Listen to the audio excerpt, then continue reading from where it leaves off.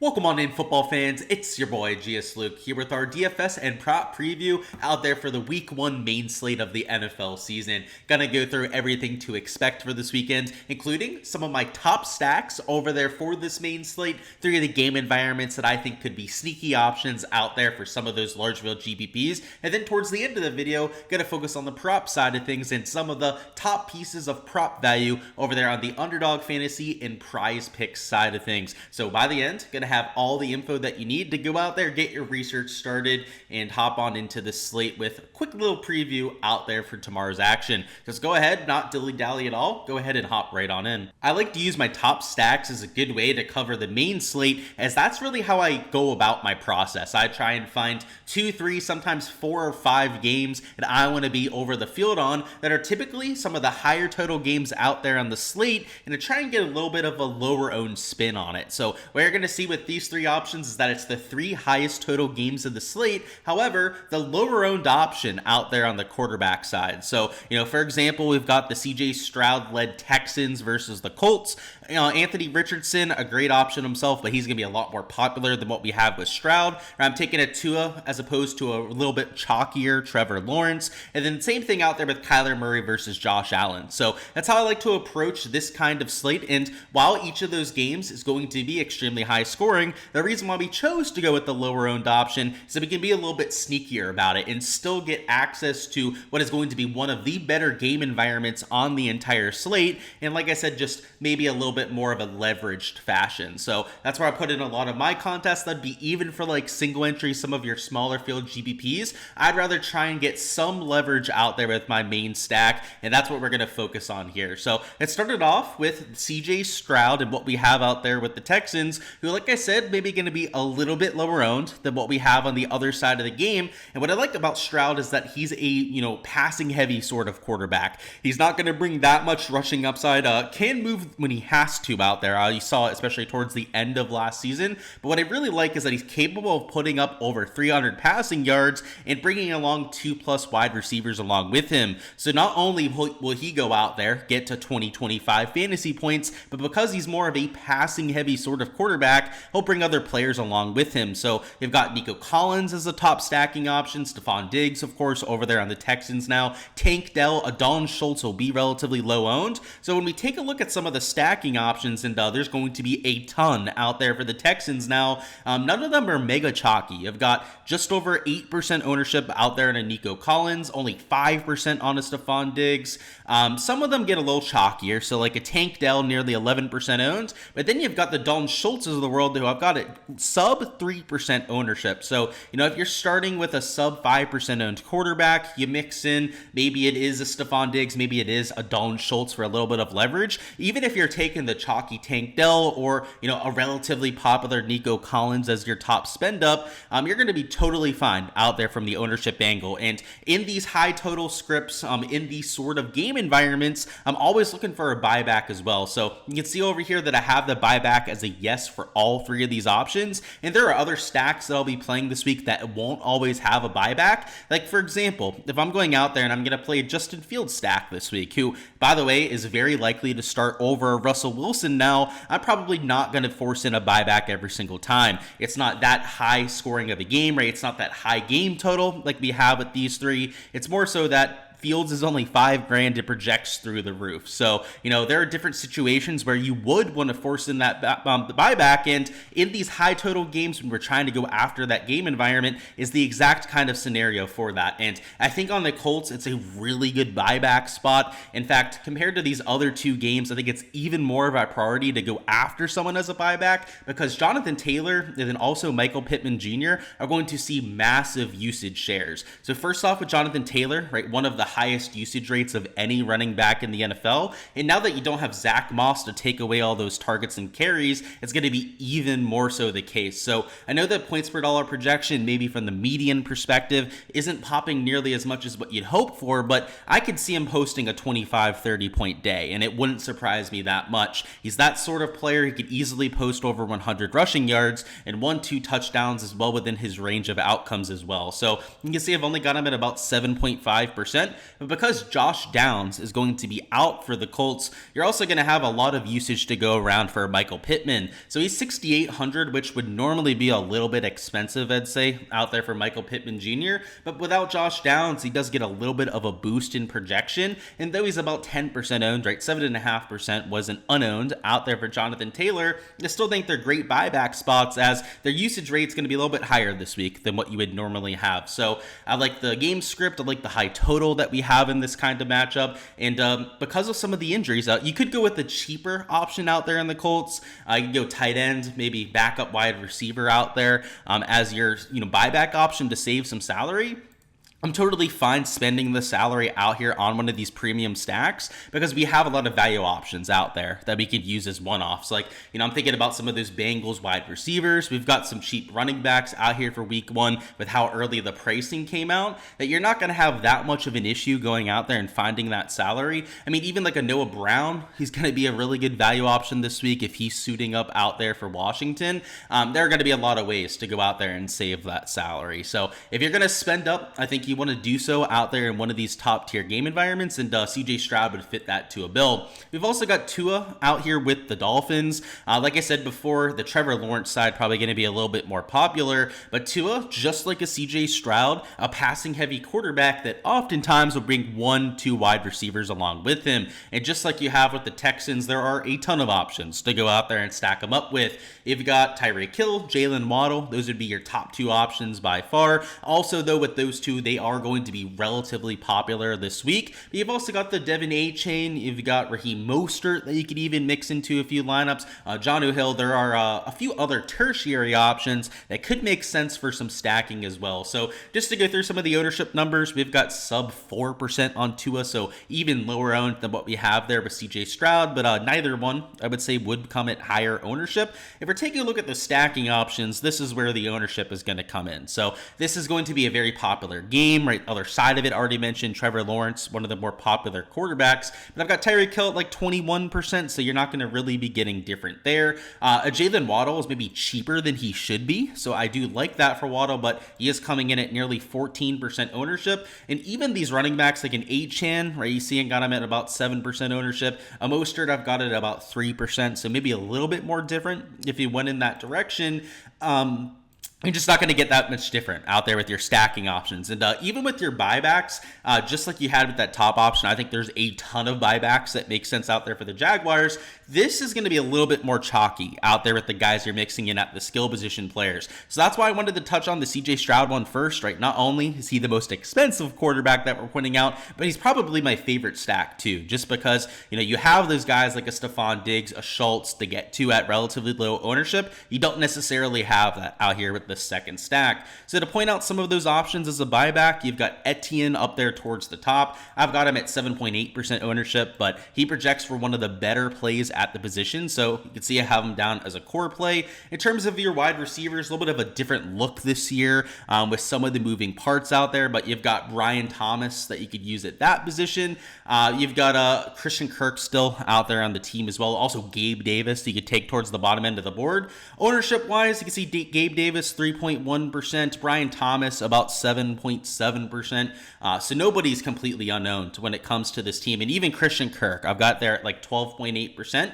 So just like I said on the Dolphins side, everyone's kind of getting some ownership. My favorite option, though, for a bounce back or a buyback, I should say, would be an Evan Ingram over here at $5,500. I think he's going to take an even bigger step forward than what he did there in 2023, where he's one of the top fantasy tight ends in the entire league. Now that he doesn't have a Calvin Ridley to compete with, he truly is a wide receiver playing the tight end position. I think he could post even better numbers than what he had last year. So I think that the $5,500 price tag is more than fair for somebody of his skill set, and given the game environment, you can see I have him down there as a core play. So I like a lot of those buybacks. The ownership is the only thing that's keeping me from making it my top stack of the week, because from a projection standpoint, he's a little bit cheaper than Stroud, so a little bit of a step down in projection, but you're getting a little bit of a better price tag there at $7,000.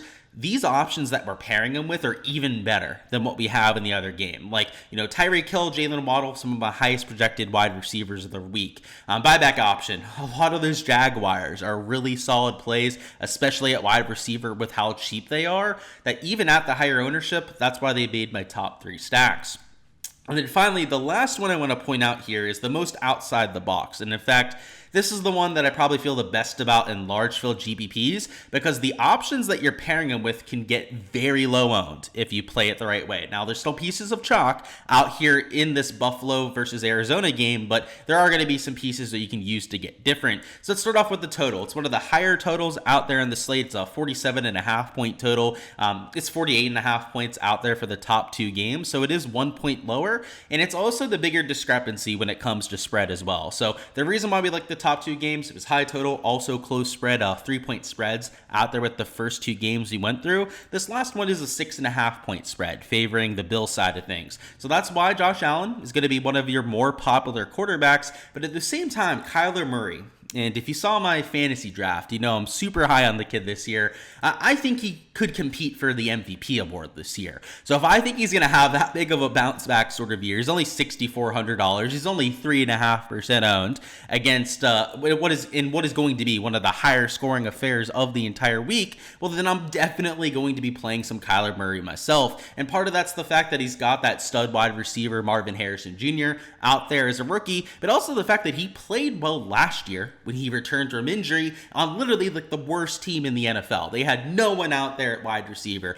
Offensive line sucked. I mean, just nothing about the team that was going well towards the end of the year, yet he still managed to post some 20-plus fantasy point performances. Now he's got better weapons. He's got a team with much better morale that's not like 2-10 by the time he's taking over at quarterback, and he's $6,400, which is a very, very, very affordable price tag for Kyler Murray. In fact, I think by the end of the year, he's up there in that mid 7K range to even 8K range when it comes to his price tag, because must we forget that this is an MVP candidate. This is somebody who, is one of the highest paid quarterbacks in the league for a reason. A little bit outdated on the contract now. He's had a few guys pass him over the last year or so, but this is a world-class player, a world-class talent out here with Kyler Murray, and I look at him like that. I look at him as a top 5, top 10 quarterback out there in the NFL, and I'm shading towards the top 5 side the closer and closer that we get to the season. So you're giving me low ownership. We'll talk about some of the stacking options here as well. So as I said, a lot of really low owned guys that you can get to. So Marvin Harrison Jr., you can see I've only got him at about 5%. Somebody like McBride a little bit chalkier at about 7%. But outside of those 2 players, you take anyone else out there on the Cardinals, and I mean, you are going to be golden when it comes to the ownership. So just to show you what we're talking about, James Conner, I guess 7.7%, but any of the tertiary wide receivers out there on the Cardinals, and there are plenty to choose from, pretty much all of them are going to be sub 3-4% owned. So I guess just to point out a few on here, we've got to scroll a good ways down to go out there and find them. So we'll talk about the buybacks here in a second. Shakir will be included when we get to that section. But yeah, we've got to scroll down here a ways. There's Michael Wilson there at 2.8%. Greg Dortch only 2.1% owned.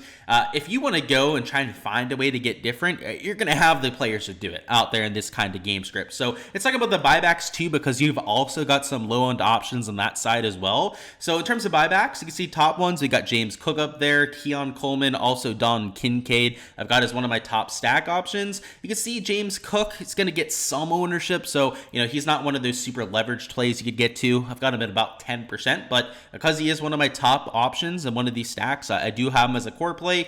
Same thing with Kincaid, right? Not going to get that different out there with an 8% owned player. Have him down as a core play. It's more so these other options you can go out there and get different with.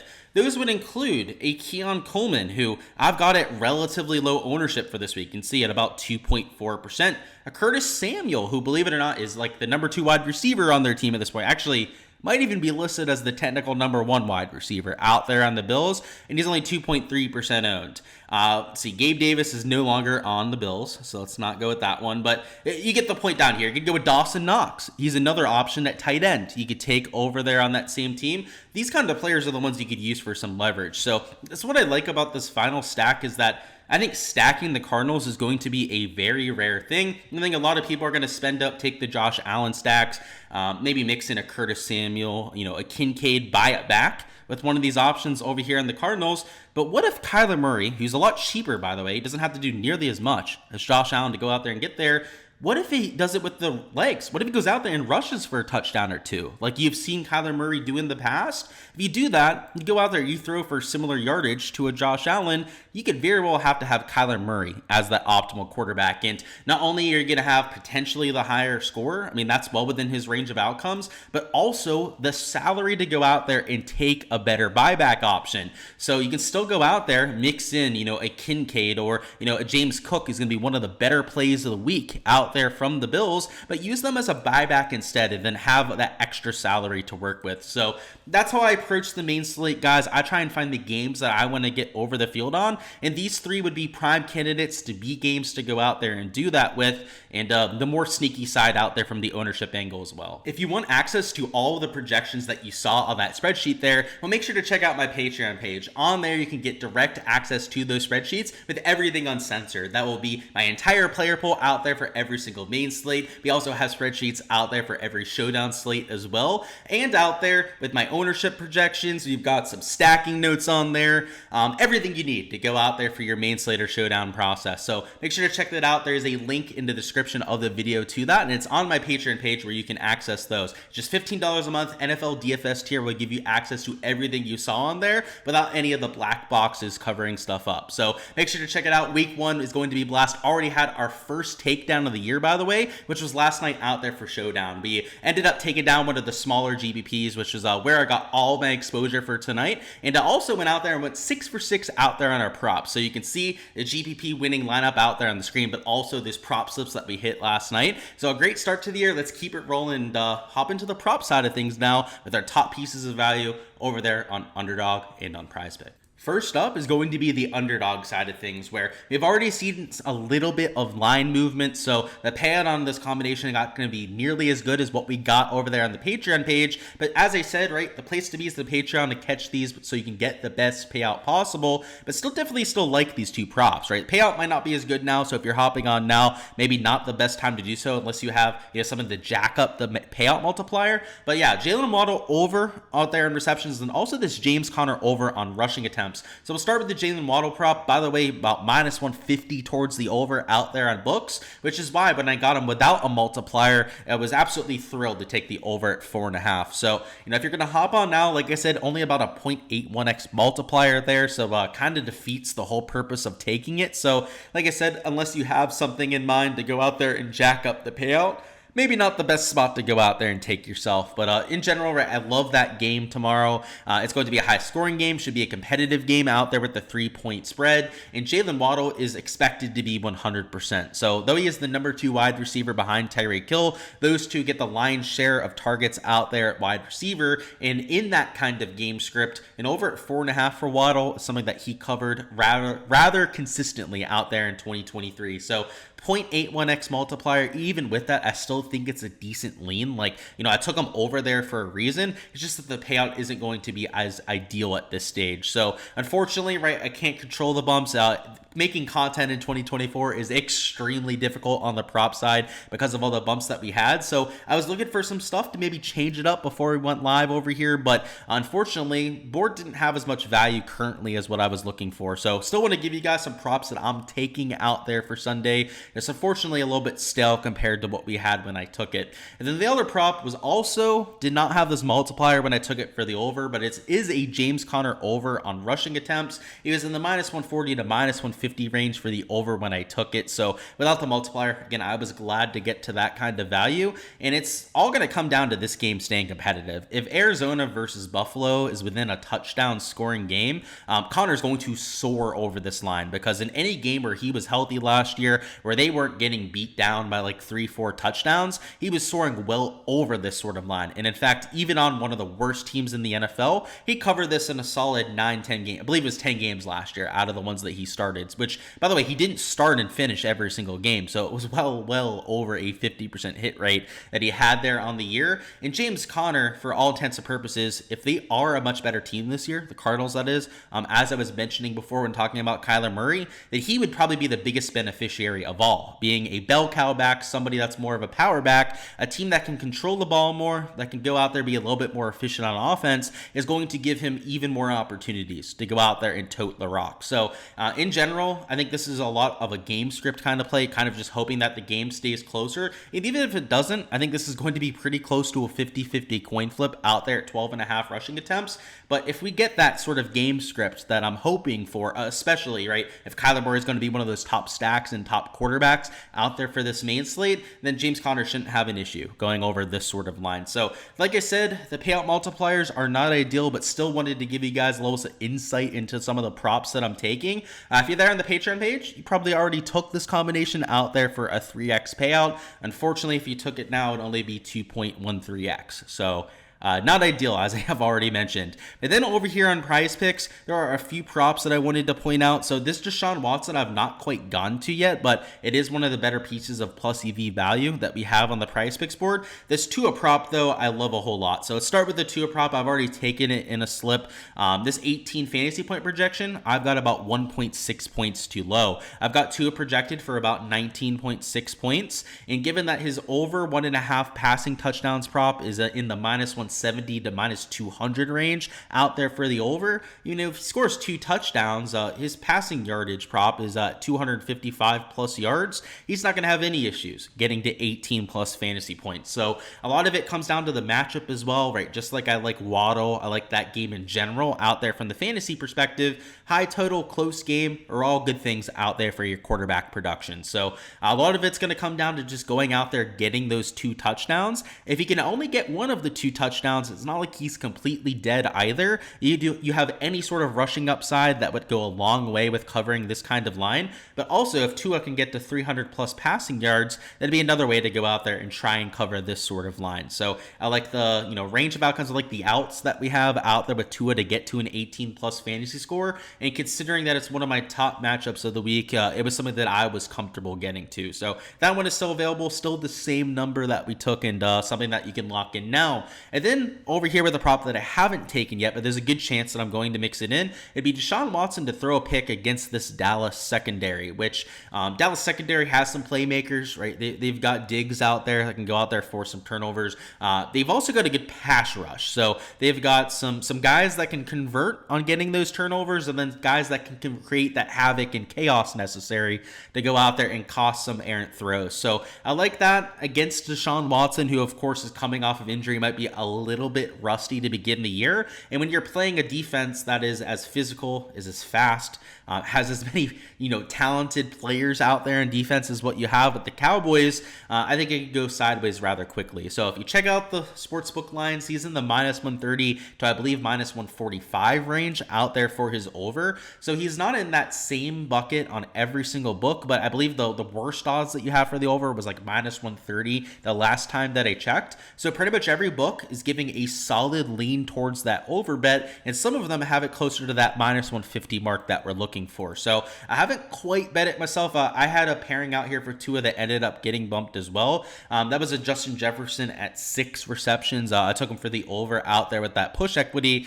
but a good chance that if you guys are over there on the Patreon page, which as I said before is the place to be to go out there and catch all of this value before it bumps, because as I said out there for last slate, we want 6 of 6 out there in our prop exposure. So hopefully we can keep it going forward. And if you want to see exactly what I'm pairing with Deshaun Watson later, I'll make sure to check out the Patreon for that as well. It is $15 a month for all of the prop exposure that I'm getting to, which some of the best CLV that you'll find in the industry. I'm all about trying to find the best lines available out there in given sports books. I try and take as much opinion out of it as possible, just try and rely on the data, and you'll see that out there with the value that we get. There's going to be a lot of bumps, a lot of that because of the value compared to sports books. And that's what I'm all about out there on my process. So if you're about that, you're about trying to find CLV, trying to go out there, grind it out a little bit, we'll make sure to check out the Patreon, because that's the exact kind of creator that you're going to get, exact kind of tout you're going to get out here with my content. And I want like-minded individuals down there in the Discord and in the Patreon. So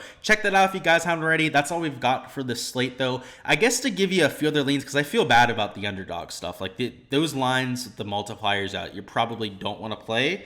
DJ Moore over on yards. I've got to say, I've been looking at it. I think he's at 60.5 on PrizePicks. So it might be a slightly better line over here on this side. Let's see. Yeah, so he is at 60.5.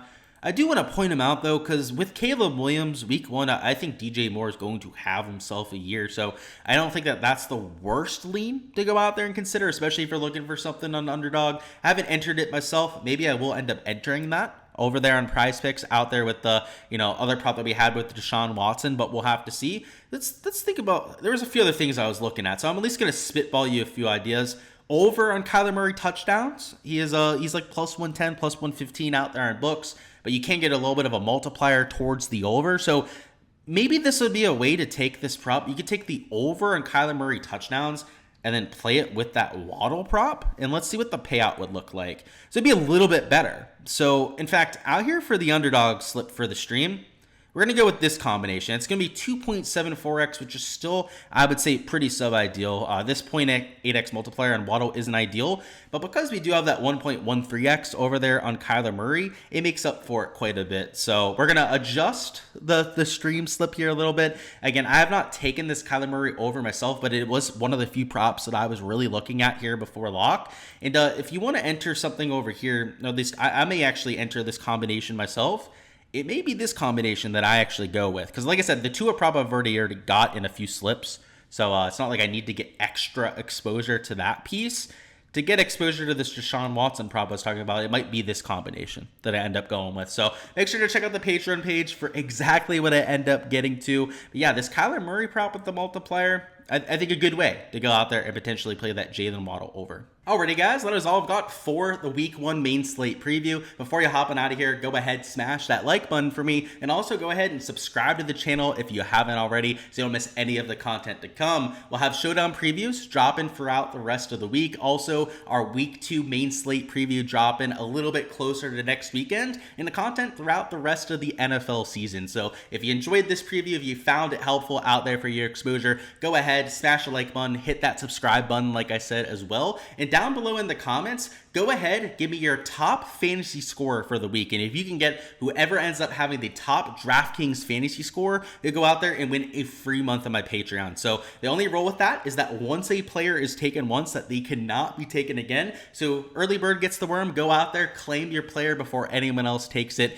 And it'll be for the main slate. So it won't be for like any game out there in week 1. Whoever's the top scorer out there for tomorrow's main slate. So go ahead, give me your best guess. The winner for that will win a free month there of my Patreon page, which of course is where you can get all the showdown and main slate projections that you saw throughout the spreadsheets in my content, and of course where you can get all the prop exposure that I'm getting to as well. But that's all I've got, guys. Best of luck out there with all of your exposure. Maybe we go out there, take down another GPP. It'd be nice to make it 2 slates in a row, and can we go out there and have ourselves a prop slate as well. That's all I've got, guys. Appreciate it, as I said before, and I'll see you guys for the content going forward.